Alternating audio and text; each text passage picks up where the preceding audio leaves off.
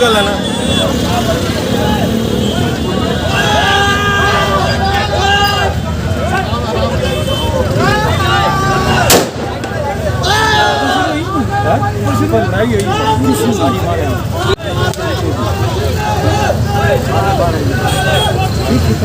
जगह ही नहीं।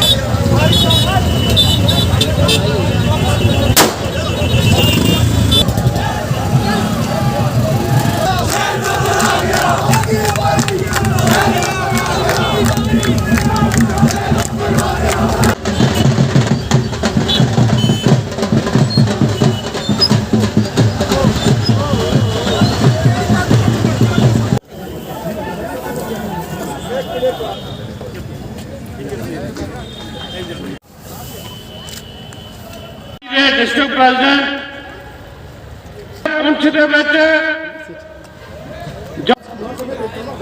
लोग परेशान सी और फिर चीफ मिनिस्टर साबित होया वो सारे भी सारे नहीं मिले बनानी पाई। तुसी सारे चंगी तरह जानते हो कि जदों केंद्र सरकार ने धारा 370 और 35 तोड़ी इहदा दर्जा कौन कर दिता रियासत ने तोड़ी इन्हों यूपी बना अंदर आप जी ने सारे ने सारा तसब दिता है। अल्ताफ साहब ने आप जी ने कह देवा कि एक और लोग बड़े दूर दराज तो आके सिर्फ आप जी के ख्याल सुनने मैं सारे ने बेनती करदा कि अल्ताफ साहब एक नया चेहरा साडे कोल आप जी उन्होंने गल्लां जरूर सुनिया ने कोई 2-3 मुद्दे भी हैं साडे उन्होंने भी आप जी गल करनगे सारा मैं इस भी सारे जो साडे मेरे साढ़े लोग जो आए मेरे जो नौजवान पुजे हैं उन्होंने सारा का मैं धन्यवाद करदा जिन्होंने जलसे में जाके रौनक बताई है। एक बार फिर कम वक्त है, इस वक्त में तकरीरों का मौका नहीं है, लेकिन मैं जनाब बुखारी साहब की नजर करता हूँ मुद्दों से जो तेरी दीन को वो बेकरार आके तुझे सलाम पेश करती है। इसके साथ साथ मैं आपको ये कह देना चाहता हूँ, मैं एक दो बात यही आपसे करूँगा। सबसे बड़ी बात, जिस वक्त रियासत की हुकूमत खत्म हो चुकी थी और गवर्नर राज में आपका नाफज था, उसके बाद दफा 70 का इख्तिताम हुआ, 35A का हुआ, तो तमाम सियासी रहनुमा जितने लीडर थे वो सब पाबंद सियासत थे। किसी को भी इजाजत नहीं थी कि वो बाहर आकर अवाम में बात करे। तो उस वक्त जनाब बुखारी साहब की वाहिद शख्सियत थी कि जिन्होंने दिल्ली की सरकार की आंखों में आंखें डालकर कहा जाकर कहा कि यहाँ हम हिंदुस्तान के मौजूद शहरी हैं, हमें बोलने का भी हक दिया गया है। और नेशनल कॉन्फ्रेंस, एक पीडीपी, एक कांग्रेस पार्टी, इन्होंने जम्मू कश्मीर रियासत की तबाही की थी। ये जब नेता आपको बोला कि जलसे कर रहे हैं, इन्होंने पूछो, इन्होंने कानूनी 370 गई, इन्होंने कानूनी 35A गई, ये फिर साबित हुए। गुलाम नबी आजाद 2.5 साल चीफ मिनिस्टर रहा, रियासत की तबाही की थी, उन्हें कानूनी एक जम्मू कश्मीर के दौरान सिर्फ चंद बातें अर्ज करना चाहूंगा कि जम्मू कश्मीर अपनी पार्टी का इनेकार जनाब सईद मोहम्मद अल्ताफ साहब बुखारी ने सिर्फ 2 वजूहात पर रखा। एक तो इन्होंने कहा कि हम जज्बात की सियासत, इमोशंस, उस पर यकीन नहीं रखते, किसी का इस्तेहसाल नहीं करना चाहते। और यहाँ भैया आगे ना आया करो यार। क्या मकसद? आज इलेक्शन नहीं, कोई पॉलिटिकल सिस्टम नहीं, लेकिन अल्ताफ साहब ने कहा हमने जो एक सियासी कदम उठाया है, एक नई सियासत को जन्म दिया है। जब तक मैं लोगों तक न पहुंचूं, उन तक अपना प्रोग्राम न पहुंचाऊं और कह दूं कि हम जम्मू कश्मीर में एक नई सियासी तब्दीली लाना चाहते हैं। उस नई सियासी तब्दीली का मकसद है कि हमारे लोगों को अच्छी जिंदगी गुजारने के लिए, अमन की जिंदगी गुजारने के लिए, ताकत जिंदगी के लिए एक ऐसा माहौल पैदा किया जाए कि ये जो हमारे नौजवान, जो हमारा कल का मुस्तकबिल है, उनको गोलियों का निशाना नहीं बनना है, उनको जेलों की जीनत नहीं बननी है, उनको हम कब्रिस्तान का रास्ता नहीं दिखाएंगे, बल्कि हम उनको तरक्की और खुशहाली का रास्ता दिखाएंगे। ये अपनी पार्टी का बयान है। कहा जाता था कि ये जो अपनी पार्टी है, ये बीजेपी की बेटी में। आज वो शायर ने कहा था कि सच्चाई छुप नहीं सकती बनावट के उसूलों से। जिस बीजेपी की बेटी बात कर रहे थे, उन्हीं के साइबर रात दिन यहाँ लगे हुए थे कि अपनी पार्टी का जलसा नाकाम हो। ये साबित कर दिया कि अपनी पार्टी का अपना तशद्दुस है, अपना किरदार है, अपनी इंफरादियत है, और जम्मू कश्मीर के आवाम की जज्बात की तर्जमानी करने वाली जमात है। मैं ये कहूँगा आपसे कि बड़ी मुश्किलात को देखा। मैं हुक्मरान जमात जब थी उसका मैं लेने था, और जनाब बुखारी साहब एक बहुत ही तदब्बर वाले मिनिस्टर थे जिन पे फख्र था मुफ्ती सईद साहब मरहूम मगफूर को, जो वज़ीर खजाना रहे, जो वज़ीर तालीम रहे, जो गार्डेंस के मिनिस्टर बने, जो पीडब्ल्यूडी के मिनिस्टर बने तो पुंछ की सड़कों के काय पड़ गई, जो लेबर के 5 महकमों के और उससे बड़ी बात आले रसूल।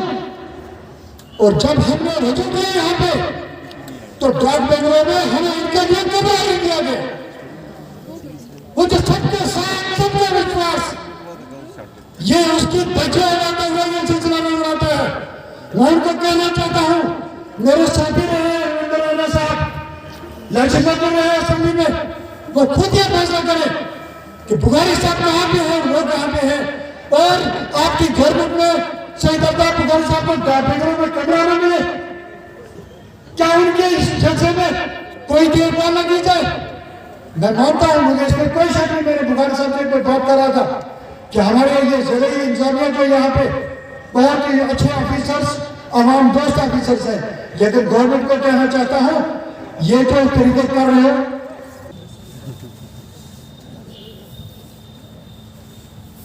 आज यहाँ पुंछ में एक बार फिर आके दिल शादमान हुआ। जब मैंने सियासत शुरू ही की, जिसे अमली सियासत कहते हैं, तो मुझे इस डिस्ट्रिक्ट का इंचार्ज बनाया गया चेयरमैन के तौर पे।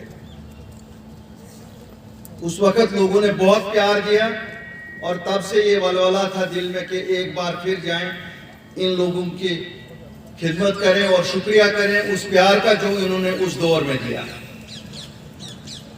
बहरहाल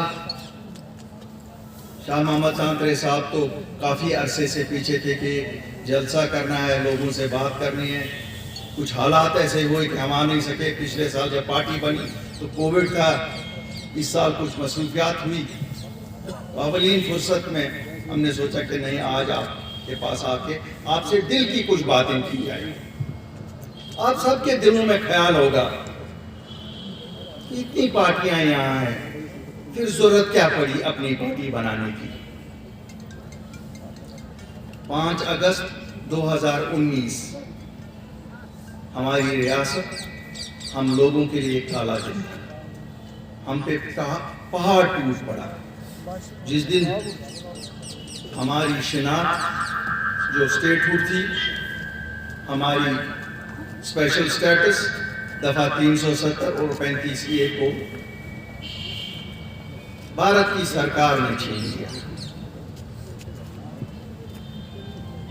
पिछले 70 साल में हमें यह कहा गया था ये वो पुल है जिसे कभी भी कोई नहीं तोड़ सकेगा। अफसोस जिन लोगों ने हमें ये धोखा दिया 70 साल, वो उस वक्त कहीं नजर नहीं आए जब हुजूम से कलम पार्लियामेंट में होम मिनिस्टर साहब उठे और उन्होंने कहा हम न सिर्फ 370 और 35A खत्म करते हैं, बल्कि जो ये रियासत है इसको भी डाउनग्रेड करते हैं। हिस्ट्री में कहीं नहीं सुना है कि किसी रियासत को यूटी के दर्जे पर लाया गया। जिस तरह सब लोगों को एहसास होता, मुझे भी ये एहसास था कि ठीक है दिल्ली की सरकार ने ये किया, लेकिन जो हमारे लीडर हैं जो 70 साल से कभी चीफ मिनिस्टर रहे, कभी पार्टियों के प्रेसिडेंट रहे और कभी उनके फर्जंद रहे, कभी उनके वालिद साहब रहे, कभी किसी के वालिद रहे, कभी कोई बेटी रही, सब चीफ मिनिस्टर रहे, तो शायद ये अब बाहर निकल के सड़कों पे लोगों के लिए लड़ेंगे। इस 370 और 35A के लिए जिसकी ये हिफाजत और जमानत की बातें करते थे, शायद ये एक इनकलाब पैदा करेंगे और रातों रात इसको वापस लाएंगे, लेकिन ऐसा नहीं हुआ। वो तो खुश हो गए कि सरकार ने उन्हें हाउस अरेस्ट रखा है। उनको तो ऐसा लगा कि चलो भाई जान बची लाखों पाए। शायद उनका मतलब ये था कि उनको जितनी देर बंद रखेंगे अच्छा है, ताकि लोग खुद ही अपने जो उन पे कहर टूट पड़ा है उसका सामना करें। हमारे बुजुर्ग, हमारे नौजवान, बच्चे, सियासी पार्टियों के वर्कर सब गिरफ्तार किए गए थे और हिंदुस्तान के बैरूनी जेलों में। मुझे तो शर्म आती है कि इन्होंने अपने वर्करों को छुड़ाने के लिए कोई पेशरफ्त नहीं की, इन्होंने बात तक नहीं की अपने वर्करों को छुड़ाने के लिए। जब हमने लोगों से मिलना शुरू किया, हम भी अपने घर में ही नजरबंद थे, लेकिन ऐसा भी कोई जेल नहीं था। क्यों? घर कितना भी जेल बनाया जाए, घर ही होता है, जेल नहीं बनता है। तो जो लोग हमें मिले सबका मानना था कि अल्ताफ साहब अब हमारे बच्चों की नौकरियों का क्या होगा, अल्ताफ साहब हमारी जमीनों का क्या होगा। अल्ताफ साहब हमें तो शक है कि भारत की सरकार यहाँ आबादी का तनासुब बदलाना चाहती है। ये एक मुस्लिम मेजॉरिटी स्टेट है, इसको बदलाना चाहते हैं वो। बड़े दिन ये सुनने के बाद हमने कहा कि चलो हमें बाहर निकलना चाहिए, बात करनी चाहिए। अगर आज हम अपने लोगों की बात नहीं करेंगे फिर कब करेंगे? जब मुसीबत लोगों पे आन पड़ती है, लीडर तो उस दिन के लिए होते हैं। हम निकले, कुछ साथी और मिले और एक कारवान बढ़ा। उस कारवान में भी हमने अपनी जगह पहले फैसला किया कि हम नई जमात नहीं बनाएंगे, इन लीडरों को पहले रिहा करवाएंगे। हो सकता है क्योंकि 70 साल इनकी खिदमत हम सब लोगों ने की है, हम इनके पीछे पीछे चले हैं। आज ये शायद हमारे इस मुसीबत के वक्त में कोई ना कोई रास्ता ढूंढेंगे।